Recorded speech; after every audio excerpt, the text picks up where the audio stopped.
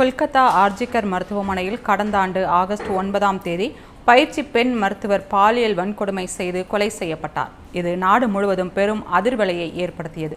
இந்த வழக்கில் ஜனவரி 20ஆம் தேதி விசாரணை நீதிமன்றம் குற்றவாளி சஞ்சய் ராய்க்கு ஆயுள் தண்டனை விதித்தது. இந்நிலையில் பாதிக்கப்பட்ட பெண் மருத்துவருக்கு நீதி கிடைக்க வேண்டி போராட்டத்தை முன்னெடுத்த 3 பேருக்கு தண்டனை கொடுக்கும் விதமாக மமதா அரசு செயல்பட்டுள்ளது. முதுகலை மருத்துவ படிப்பு மாணவர்களுக்கான இறுதி ஆண்டு தேர்வு முடிவுகள் பிப்ரவரி 28ஆம் தேதி வெளியாகின. விதிகளின்படி முதுகலை முடித்த மாணவர்கள் ஒப்பந்த அடிப்படையில் 3 ஆண்டுகள் பணியாற்ற வேண்டும். 2ஆம் ஆண்டு முதுகலை மருத்துவ மாணவர்கள் 871 பேரில் 2 பேருக்கும், முதலாம் நிலை மருத்துவ மாணவர்கள் 778 பேரில் ஒருவருக்கும் கவுன்சிலிங்கில் அவர்கள் கோரிய மருத்துவமனையில் ஒப்பந்த பணி வழங்கப்படவில்லை. மாறாக கவுன்சிலிங்கில் அவர்கள் கோராத வேறொரு மருத்துவமனையில் ஒப்பந்த பணி வழங்கப்பட்டுள்ளது.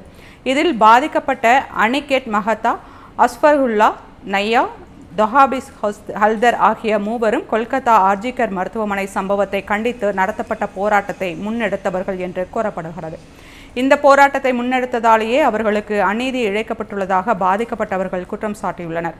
பழிவாங்கும் நடவடிக்கையாக மமதா தலைமையிலான மாநில அரசு இதனை செய்துள்ளதாக முதுகலை மருத்துவ மாணவர்கள் குற்றம் சாட்டியுள்ளனர்.